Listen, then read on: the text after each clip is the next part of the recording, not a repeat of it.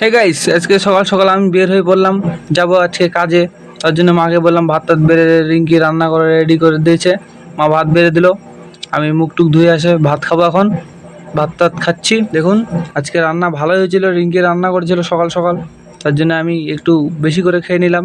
দেখুন কীভাবে খাচ্ছি আমি। আর আপনারা ভাত খেয়েছে কি খাওয়ানি অবশ্যই কমেন্টে বলবা। আমি তো সকাল সকাল ভাত খেয়ে নিই 8টার মধ্যে। ভাত টাত খেয়ে দিয়ে আমরা যাব কাজে। আজকে কী কাজ করবো ওটা আপনাদেরকে দেখাবো। চলো আমরা বের হয়ে গেছি। এই দেখুন সামনে পুতলু মামা, আর এই দেখুন ফাইনালি আমরা চলে আসছি এখানে। এই লকগুলো আজকে ঢালাই করা হবে, মানে এই লকগুলো কাটে পুকুরে ওই পাশে নিয়ে যেতে লাগবে। তো আমরা আসে আমি ক্যামেরা করছি, তারপরে মালিক আসে বলল, এই দেখুন ভালো করে দেখাচ্ছি আমি। এই লকগুলা কাটে সব সেকশন দিয়ে তারপরে ওই পাশে নিয়ে যেতে লাগবে। মালিক ফাইনালি